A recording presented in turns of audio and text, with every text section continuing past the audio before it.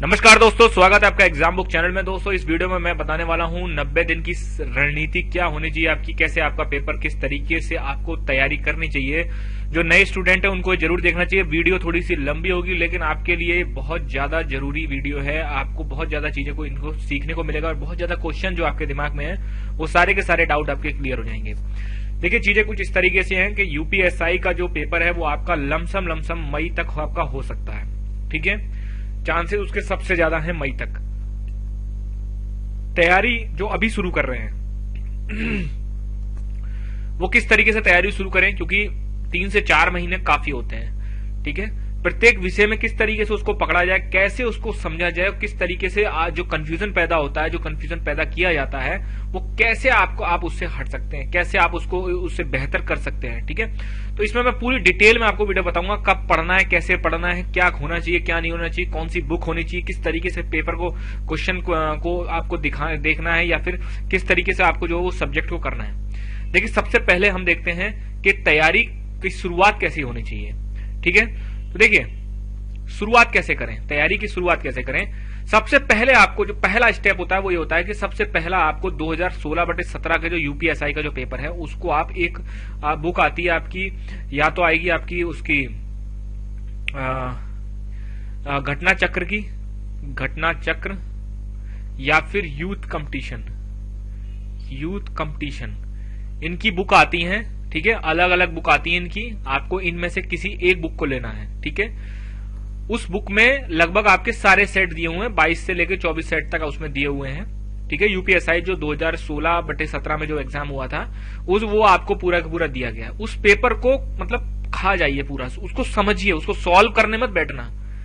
Solve नहीं करना है आपको उसको समझना है कि पेपर किस तरीके से आया था और मुझे तैयारी किस तरीके से करनी है और किस लेवल पे ले जानी है।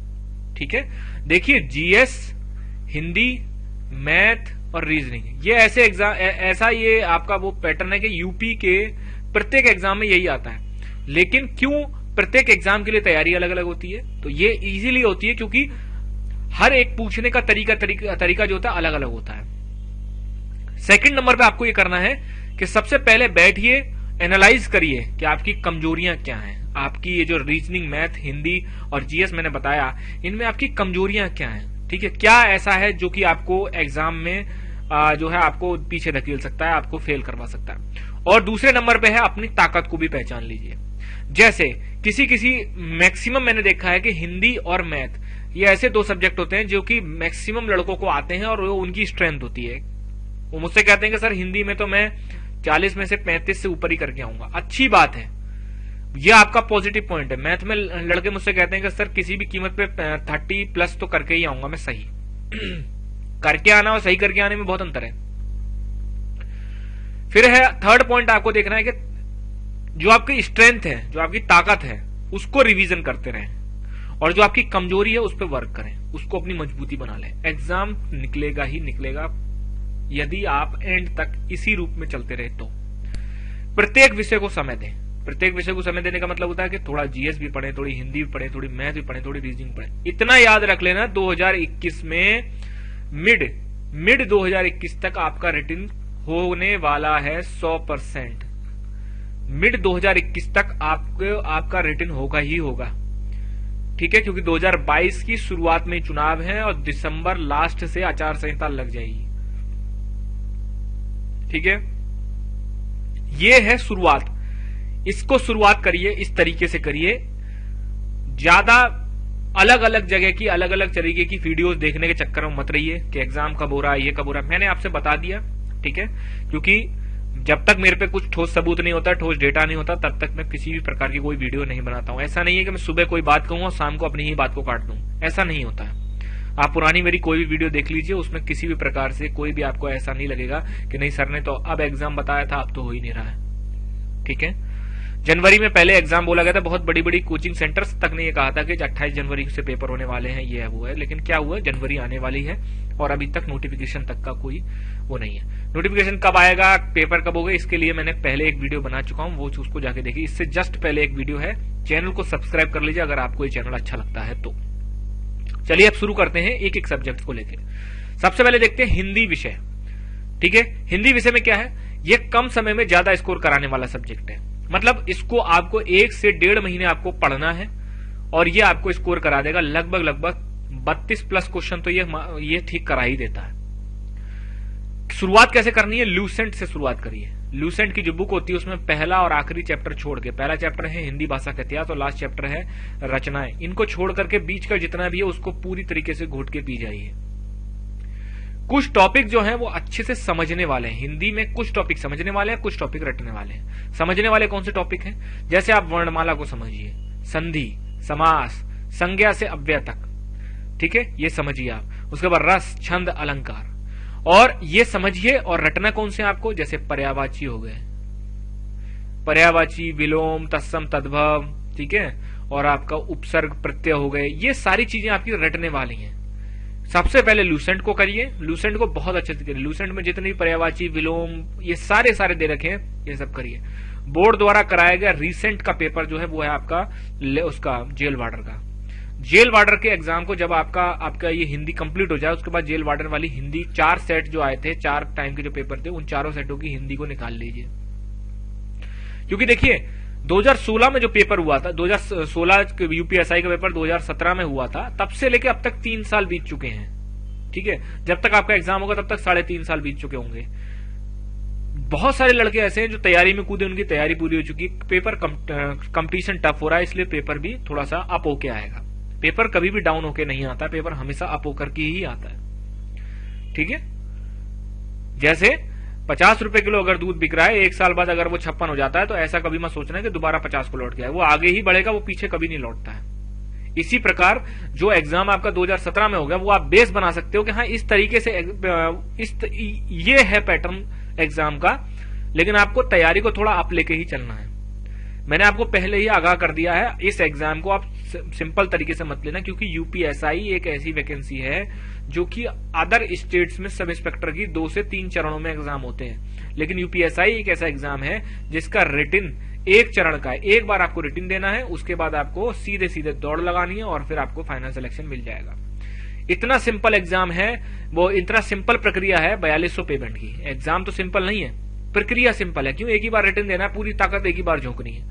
बिहार सब इंस्पेक्टर में 2-2 बार रिटर्न देना पड़ रहा है। ठीक है, और 4200 पेमेंट की आपकी नौकरी है, डबल स्टार लग जाएंगे, जिंदगी संवर जाएगी।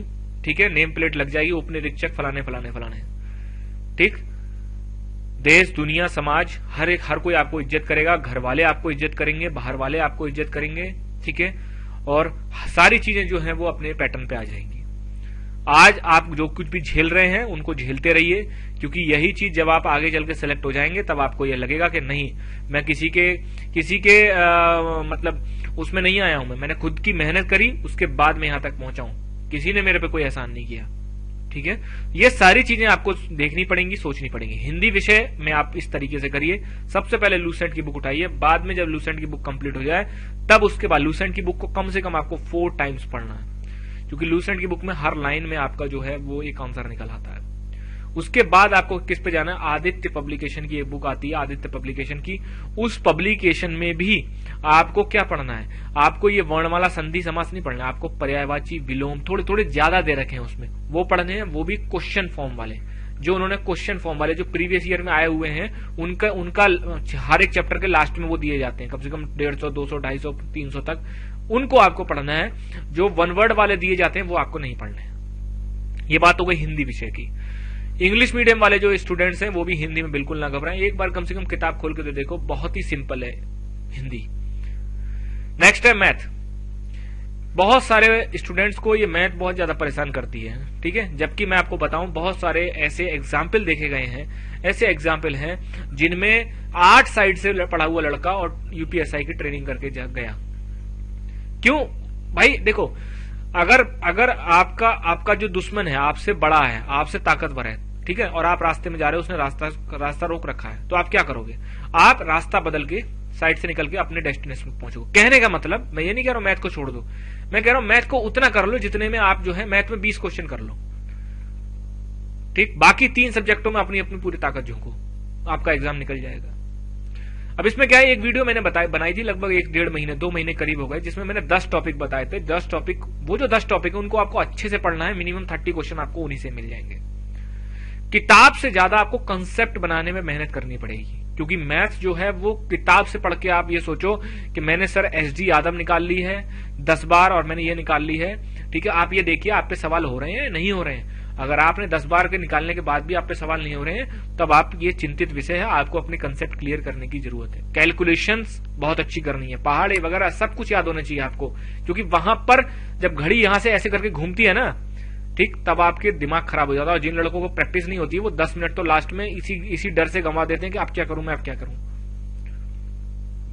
ये सच्चाई है। अगर आपको बुक लेनी भी है, एसडी यादव ले लीजिए, फास्ट ट्रैक मैथ अरिहंत, वो भी अच्छी बुक है। राकेश यादव 7300, या फिर आपकी एक बुक आती है किरण की बुक आती है। ये दोनों बुक जो है ये प्रैक्टिस के लिए रखी है। दोनों में से कोई भी, या तो राकेश यादव अगर आपके पास है तो राकेश यादव से निकालिए, या फिर किरण है तो किरण से निकालिए। दोनों मत खरीद लेना, एक बुक खरीदनी है इसमें से। फास्ट ट्रैक मैथ अरिहंत जो है, इसमें कुछ जो है आपके टॉपिक्स में बहुत अच्छी तरीके से जो है आपकी वो दी गई है, ट्रिक्स किस तरीके से होती हैं। और एसडी यादव बुक भी बहुत अच्छी है।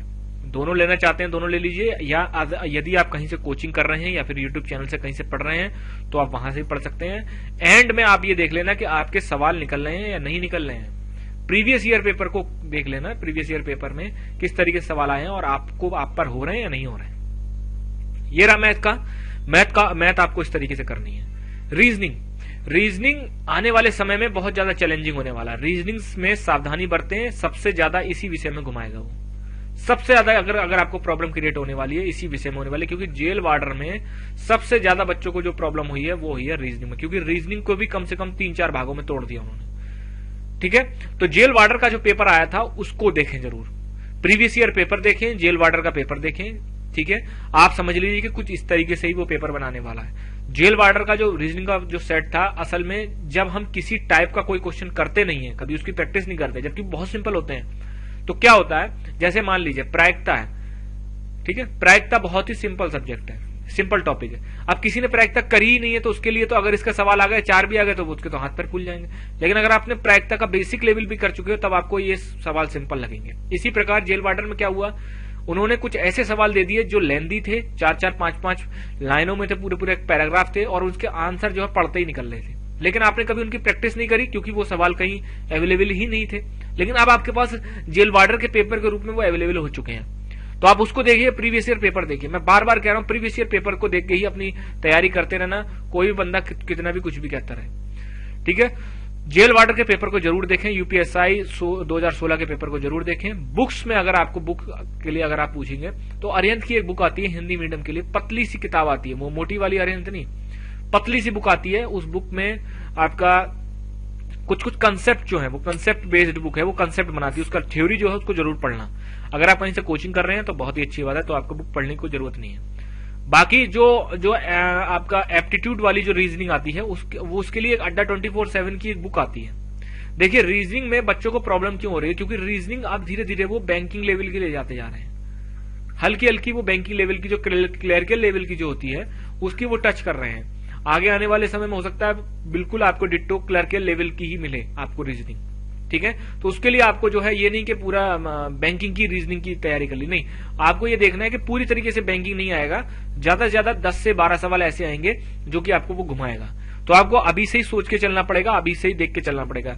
जेल वार्डर का पेपर आपके लिए एक तरीके से मैं आपको बता रहा हूं कि पहले से आप ये देख लीजिए कि हाँ, इस तरीके से कुछ इस तरीके का जो है क्वेश्चन भी डाल सकते हैं वो, खासकर हिंदी और रीजनिंग में। ठीक है, क्योंकि मैथ जेल वार्डर में बहुत कम आती है, जीएस भी बहुत कम आती है, तो और इन दोनों का लेवल ही अलग होता है, लेकिन उसमें 40-40 क्वेश्चन सभी में होते हैं, इसलिए आपको जो है ध्यान देना पड़ेगा। अब बात करते हैं जीएस की। सबसे ज्यादा फेल करने वाला विषय है यूपीएसआई 2017 वाला जो पेपर था, उसमें 70% जो स्टूडेंट था वो आपका जीएस में फेल हुआ था, सबसे ज्यादा जीएस में।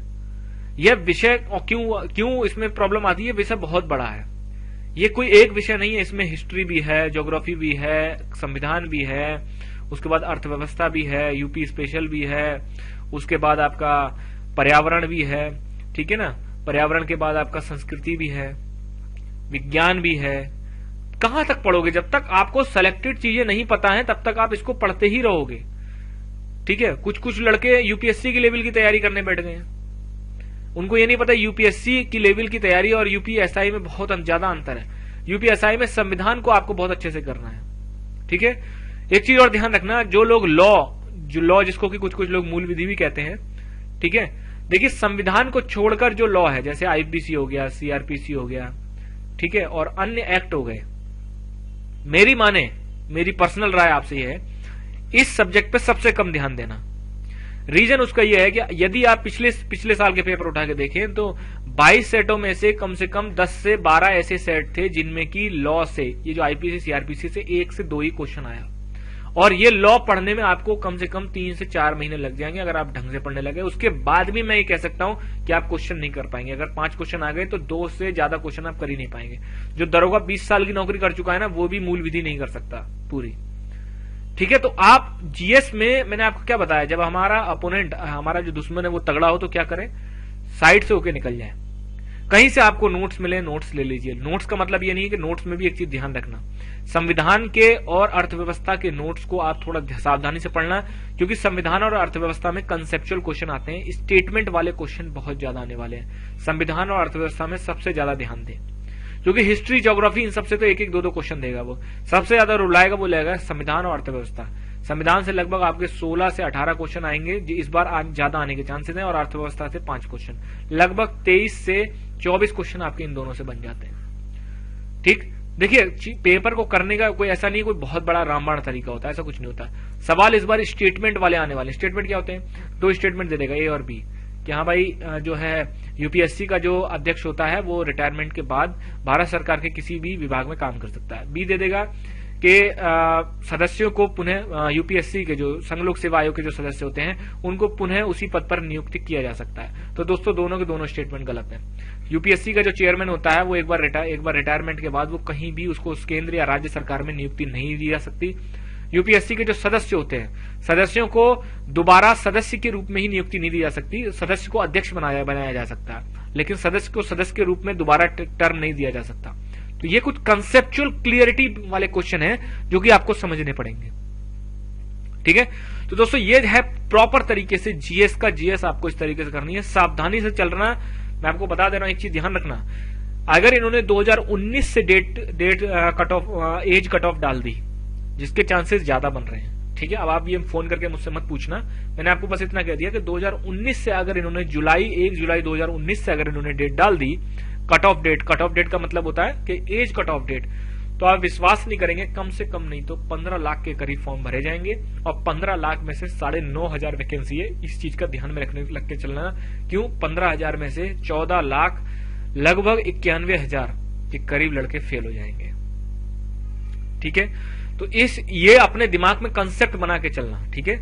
10 तारीख से आपका यूपीएसआई टारगेटेड, यूपीएएसआईएम जो असिस्टेंट सब इंस्पेक्टर होते हैं मिनिस्ट्रियल, जिनको कि यूपी में पुलिस में बाबू बोलते हैं, उनके लिए बैच स्टार्ट हो रहे हैं, क्योंकि यूपीएसआई के तुरंत 15 दिन बाद ही आपकी यूपीएएसआईएम आ जाएगी, ठीक है। ये आपका जीएस कंबाइंड बैच है। कंबाइंड क्यों कहा जा रहा है? क्योंकि इसी बैच को आप अगर लेते हैं तो आप आने वाली जो यूपी SSSC की वैकेंसीज हैं, खासकर वीडियो की और आपकी लेखपाल की, ये वैकेंसीज भी आप पे जो है आप आराम से इसको, यूपी आपकी कंप्यूटर ऑपरेटर की भर्ती आएगी, लेकिन ये लेट आएगी, काफी लेट आएगी, सबसे लास्ट में यही आएगी, ठीक। तो ये सारी की सारी जो है ये इन सबसे, क्योंकि जीएस हमेशा कॉमन होता है, इसमें आपको वीडियो क्लासेस और पीडीएफ नोट्स, वीडियो क्लासेस आपकी लाइव नहीं होंगी जिससे कि आपका समय खराब नहीं होगा, पीडीएफ नोट्स आपको जो है जो आपको टॉपिक पढ़ाया जाएगा वही आपको दे दी जाएगा। सब्जेक्ट के लिए ये सारे सब्जेक्ट, सारे इन्हीं में से ही यूपी जीएस के जितने भी जीएस के जो सवाल होते हैं वो सारे इन्हीं में से बनते हैं। कांटेक्ट करने के लिए इन 2 नंबरों पे आप कॉल भी कर सकते हैं और व्हाट्सएप भी कर सकते हैं पेमेंट डिटेल के लिए, ठीक है। जिसको भी समझ में आए वही ले, जिसको मन कर रहा हो गाली देने का, मन कर रहा हो कि आपने तो आप तो लूट रहे हो, ये कर रहे हो, वो कर रहे हो, तो मैं वैसे भी कमेंट अब मैंने ऑफ करना शुरू कर दिया। क्यों?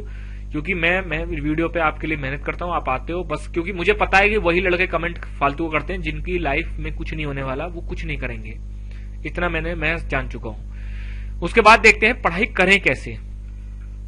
देखिए 8 से 10 घंटे से ज्यादा आपको नहीं पढ़ना है। आप ये सोचें कि नहीं सर मैं तो 22 घंटे पढ़ने को तैयार हूं, नहीं तो सर मैं 20 घंटे पढ़ने को तैयार। 2 दिन पढ़ोगे, 3 दिन पढ़ोगे, 1 हफ्ते पढ़ लोगे 20 से 22 घंटे, फिर उसके बाद तबीयत खराब हो जाएगी, अपने आप जोश ठंडा हो जाएगा। इसलिए ज्यादा दिमाग पे स्ट्रेस मत दो। आज से 10 घंटे, 10 से अगर ज्यादा हो रहा है तो 12 घंटे, इससे आगे आपको पढ़ना ही नहीं है। ये ब्रेक टाइम है, ठीक है। बीच बीच में ब्रेक देते रहिए। कंटिन्यू अगर आप पढ़ने की आदत है तो कंटिन्यू पढ़ सकते हैं, बीच बीच में ब्रेक भी दे सकते हैं, ठीक। अपने सहूलियत के अनुसार पढ़िए, ठीक है, क्योंकि आपको लंबा रन खेलना है। आपको 2-3 दिन की पढ़ाई नहीं करनी, आपको लंबा रन खेलना है। कम से कम 6 महीने की पढ़ाई होनी चाहिए इसमें। ज्यादा सोचे ना, ये ना सोचें कि मतलब पढ़ रहे हैं 15 मिनट पढ़े, उसके बाद ये सोचने लग गए मैं दरोगा बन गया तो मेरे स्टार लगेंगे, मेरे घर वाले क्या बोलेंगे। पहले बन जाइए, ठीक है। कभी कभी जब डिमोटिवेशन आए तब सोचिए ये चीज, डेली मत सोचने बैठ जाइए। सब कुछ पढ़ने की कोशिश ना करें। अगर आपके दिमाग में यह नहीं सर मैं सब कुछ पढ़ूंगा सर और मैं कुछ चीज छोड़ना ही नहीं चाहता हूं, तो दोस्त यूपीएससी से लेके कांस्टेबल तक कोई भी ऐसा स्टूडेंट जहां उसने टॉप ही किया हो, वो ऐसा नहीं बनाए कि उसने सब कुछ पढ़ के ही टॉप किया हो या सब कुछ पढ़ के एग्जाम क्लियर किया हो, ठीक है। अपनी कमजोरियों और अपनी मजबूतियों पर ही ध्यान देना पड़ता है। जब भी मन में आपके गलत ख्याल आए तो इतना सोच लेना कि आपका होगा, बस यही सोचकर पढ़ाई करें। आपका होगा, आप ये सोचिए कि हे ऊपर वाले अगर मैं मेहनत कर रहा हूं तो मेरा होना चाहिए, ठीक है। तो 100% आपका होगा। भरोसा सबसे पहले अपने ऊपर करिए, ठीक। सबसे पहले अपने ऊपर करिए। खुद को बैसाखी मतलब किसी पे डिपेंडेंट मत करो, ठीक है। मतलब बैसाखी की जरूरत आपको नहीं होनी चाहिए। आप खुद ही ऐसा अपने आप को बना लीजिए कि मैं गड्ढा खोद के पानी पीऊंगा, ठीक है। इस तरीके से जो कहावत कही गई है कि गड्ढा खोद के पानी पीना, गड्ढा खोद के पानी मतलब खुद मेहनत से उस चीज को ले लेना। किसी की जरूरत नहीं है मुझे इस दुनिया में, मैं करूंगा तो खुद ही करूंगा, ठीक है। बाकी पढ़ाई में आपको किसी भी प्रकार की कोई प्रॉब्लम हो, कुछ भी आपको ऐसा लग रहा है कि नहीं चीजें जो हैं वो बस से बाहर जा रही हैं, कुछ है, हमेशा हर एक के दिमाग में हमेशा नेगेटिव चीजें आती हैं। सबके साथ ऐसा होता है, आप कोई स्पेशल कैंडिडेट नहीं है, सबके साथ ऐसा होता है। पढ़ाई करते रहिए, किसी भी प्रकार का नेगेटिव थिंकिंग मत लाइए। 2021 में मैं चाहता हूं कि बहुत सारे घरों में एक खुशी की लहर आए, क्योंकि इस साल जो है आपकी जिंदगी डिसाइड होने वाली है। बहुत सारे एग्जाम आने वाले हैं, ठीक है। बम्पर भर्ती आएगी और ये समझ लेना कि 2022 में भर्ती नहीं आएंगी, क्योंकि चुनावी साल है। यह आपका चुनाव से 1 साल पहले ही वैकेंसीज आती हैं, ठीक। यूपी SSSC का जो लेखपाल और वीडियो की वैकेंसी के लिए पीटी का एग्जाम इस बार कराया जाने वाला है, तो पीटी के लिए मैं वीडियो डालने वाला हूं, ठीक है। शाम तक डाल दूंगा या फिर मैं कल सुबह डाल दूंगा वो वीडियो। पीटी आपको किस तरीके से करनी है। धन्यवाद दोस्तों।